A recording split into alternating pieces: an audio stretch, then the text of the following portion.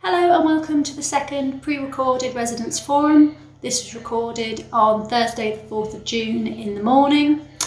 I'm really hopeful everything I'm about to say is still accurate. As a community, it feels like you've really pulled together the mutual aid group, people offering help, people are looking at the Facebook pages and helping each other. It feels like it's been a real community effort, and I'm really grateful to you all for that. This is going to be a fairly short presentation. Becca's going to run through a few things as well, and then we'll have I've had quite a lot of questions, so we'll go through a bit of question and answer at the end. Thank you, Natalie. And we'll start with some good news that we finally got consent for the community centre, which will be the first solely community use building on Alconbury Weald, and is entirely for yourselves as residents. Just a reminder, this is located at the north side of the cricket pitch, just next to the boulevard and opposite what will be the glade. And just if we go through the floor layout, I know this is not easy to see the detail, but most of the pavilion will be a large open space for community events, activities and functions. So it will be a good venue for parties going forward, and also for community meetings.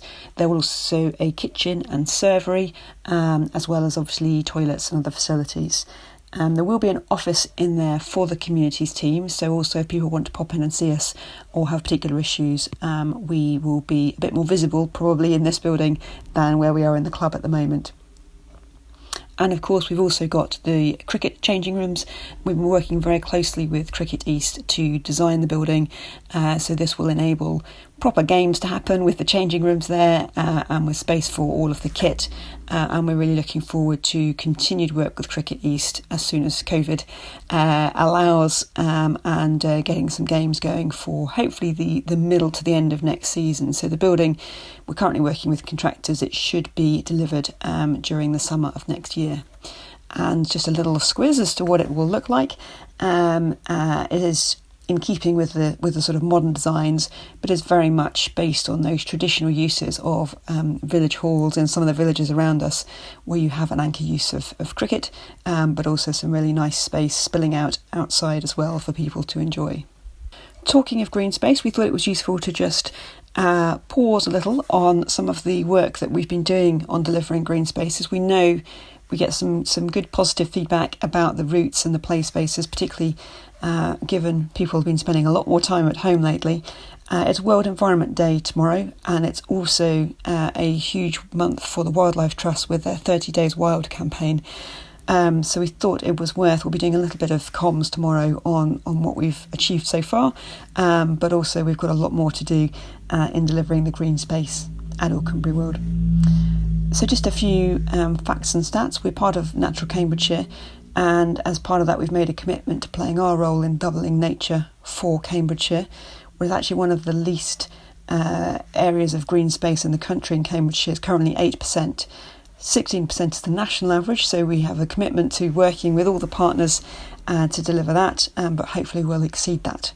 We're playing our part. 50% of the first phase of Alconbury Weald is green space, and so far that's going to deliver a 3.7% increase in the biodiversity, which we hope to increase to 10% across the development as a whole. A lot of focus on the first phase has been on tree planting. Cambridgeshire is the least wooded county in the least wooded country in Europe, and Alconbury Weald, the old airfield, obviously was very barren when it came to woodland, but we've got fantastic ancient woodland around us, and also field hedgerows to the north of us as well. So there's a huge part of the strategy to connect up and expand the amount of woodland and hedgerows across the development and connect up some of these historic corridors that nature can use. So we've planted about 51,000 trees so far.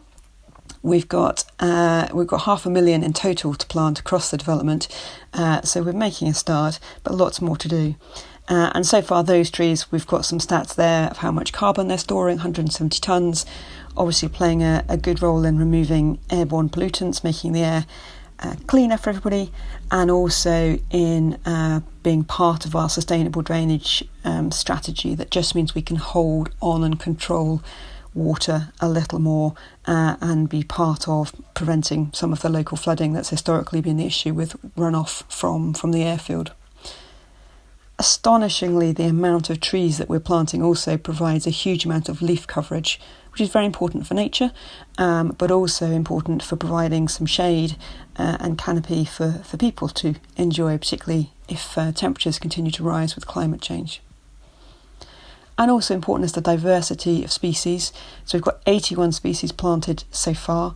The diversity is a key point of just making sure they're resilient to climate change, resilient to disease, but also are drawing on the local traditional natural palettes of tree planting and woodland in the local area. So field maple, English oak, hawthorn, hazel, you'll see a lot of these, and we're doing a little bit of work on an ecology trail that will be hopefully launching later in the summer to see if we can get people spotting and identifying the different trees and some of the wildlife that they're supporting. So again, just a shout out for our partners at Wildlife Trust. We do work very closely with them. They monitor our biodiversity net gain and they want to get more involved with events and activities on the site. If you do want to sign up to 30 Days Wild, there's loads of tips for things that you can do in your garden, things that you can do in your local area to support nature. And if you go to the website, you'll get a digital pack which you can download with all sorts of things for kids to do, for adults to do, for everybody to get involved. So we do urge you to have a look at that. And while you're out and about, just a reminder that we've got the photography competition. There is a final call really for this because the date it closes is the 8th of June. So all submissions need to be in by Monday, please. Sent to the email address there, alconbury@urbanandcivic.com. And just a reminder, we've got 3 categories for age groups 12 and under, 13 to 19 and 20 plus. And the local MP, Jonathan Ginogly, will be joining the panel of Natalie and Tim George, who's our site photographer, a very established local photographer, a really good guy. I'm sure many of you have met him out and about, who will be judging the entrance. So good luck to everybody and happy snapping. Now, we're also very conscious that there have been some smells going on at Alconbury Weald over recent weeks, and obviously we've spoken to a few residents about that and seen some of the comments on Facebook as well. We've been in discussion with Biobean, who have had some odour issues, and they've got some new systems coming in place next month to hopefully resolve that. The team there have been working really hard to minimise the impact.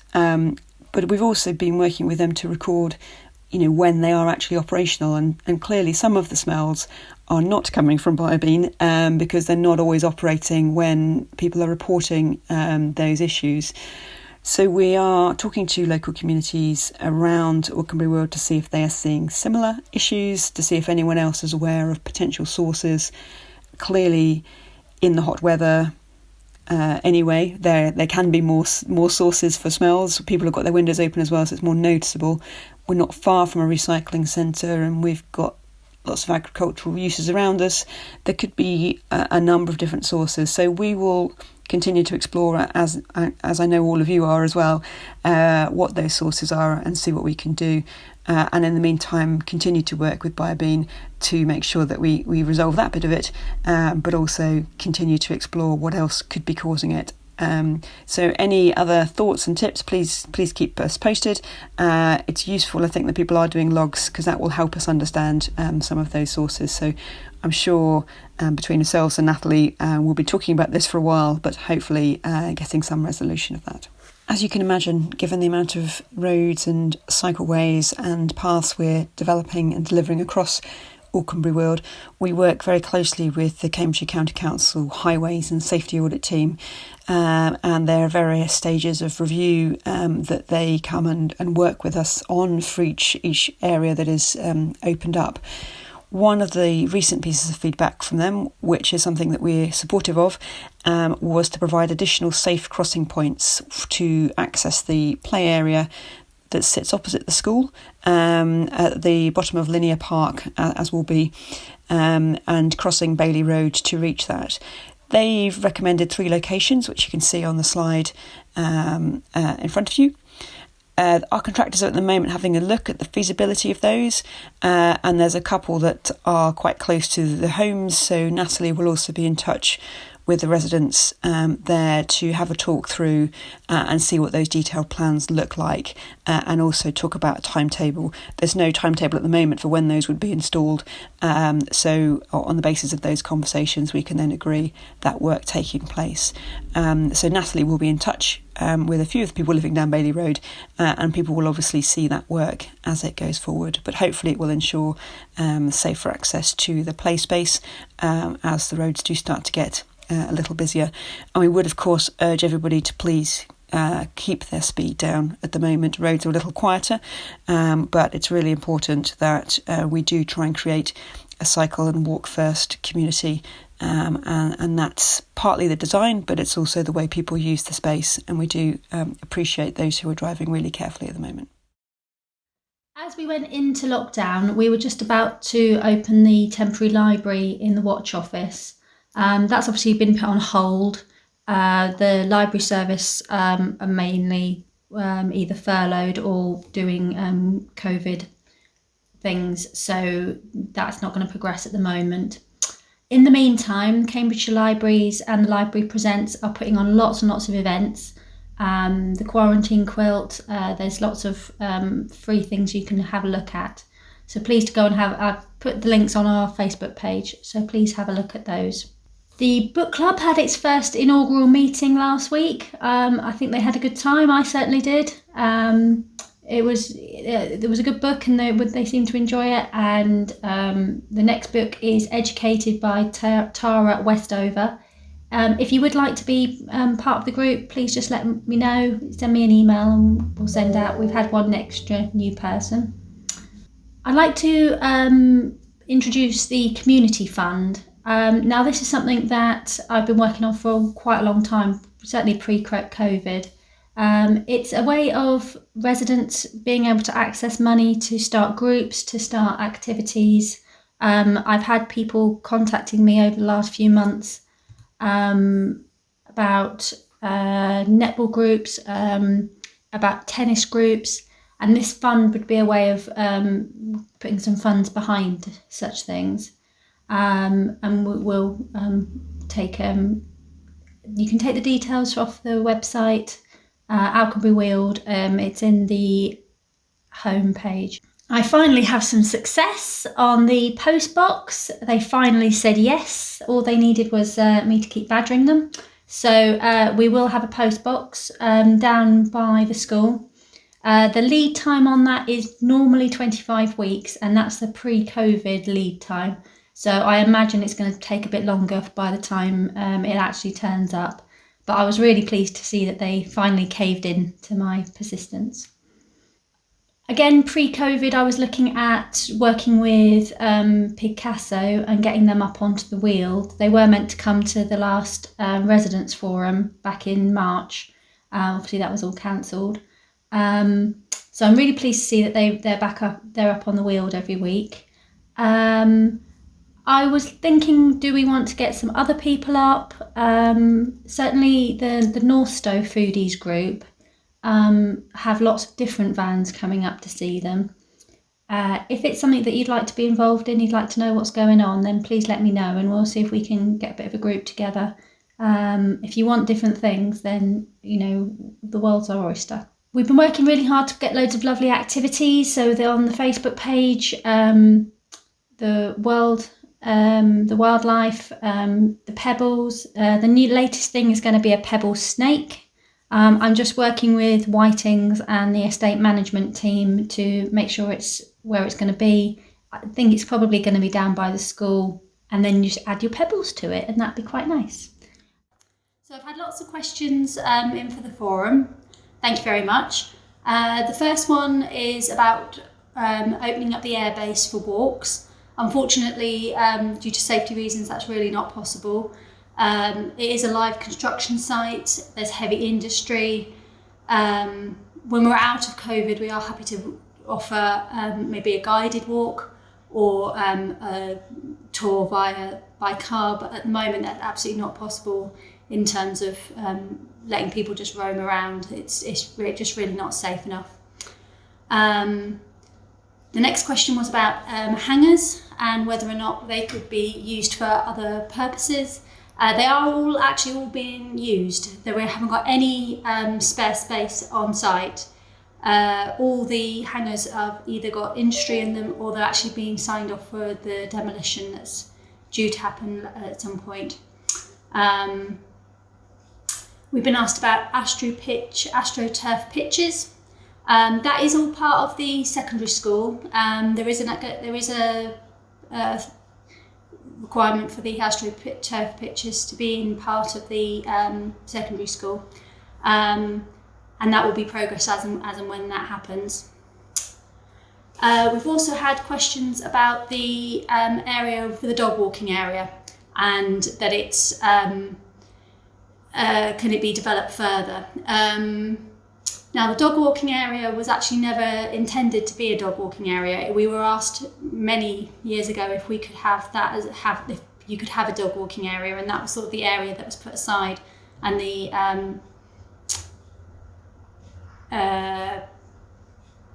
walkway was sort of put in. It is actually a biodiversity area.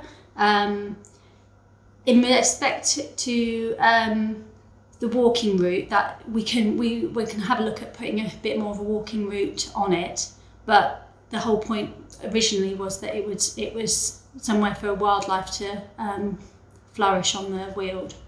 We've had a question about Parcel 4A and the planning permission that's on it at the moment.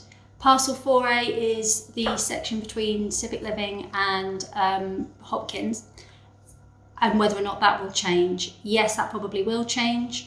The road layout will stay the same, but the actual makeup on the ground will probably change a little bit. In the same area, there was going to be the shop and the nursery. We've taken quite a lot of feedback from that, from the residents, and we're possibly going to just move them slightly. We're looking at it at the moment. We're currently doing impact surveys of maybe moving it just slightly. So that's not set in stone as yet. The nursery provider was also mentioned, and that is the same as at the school, which is Mother Goose, and they're who we're looking at as the main provider at the moment. Although it's not signed and sealed, but that they are our preferred provider. We've had a question in about the ironworks on Senlis Road and Swinford Road up on the Red Road development, on part of the development. It is always by exception that we have any roads unmade, and where it's not possible, we work to have accurate signage and appropriate signage to help people drive carefully. We're aware there has been an incident up there and it is being looked at. The topping off of the road will be done in August. We've had a question in about cricket nets. Will there be cricket nets on the cricket ground? Yes, there will. When is a little bit more. Everything for the cricket pitch should be up and running for next season when the pavilion comes online. We've had a question about the secondary school and the opening date. We are working to a September 2023 opening for the secondary school. We are active. They're active in design on that, and then into development. We are continuing to address the remediation and demolition in that area.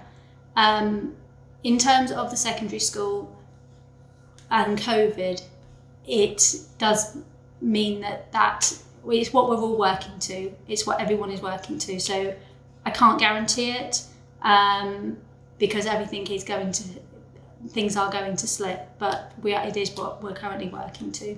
We have had a question about opening Senlis Road, making it a through road. The reason that you cannot drive through is because it's part of the compound that capes all the traffic away from the main residential area. So that is not going to be possible to open up. We've had a question about opening up a route between the boulevard and down through Ermine Street. You can get through this area, but you do have to go onto the main road, and that is the way it's going to be until Parcel 4A comes forward. We had a question about ventilation holes on the majority of the trees. They aren't ventilation, they're watering points. Some of them haven't been capped properly. It was something that was actually flagged up internally earlier in the week. they are being looked at as a matter of urgency to make sure that they are safe, that people can't fall down them, wouldn't step in them. So that is all being looked at as a matter of urgency. And that is the end of the questions. If you have more questions and you'd like to have any answers, you can email me at any time, or you can put it on the Facebook page and direct and messenger me directly. Thank you very much for listening. It's been a obviously different experience. Lots of questions this time. If anybody needs anything, just give me a shout. Other than that, have a lovely evening. Bye bye.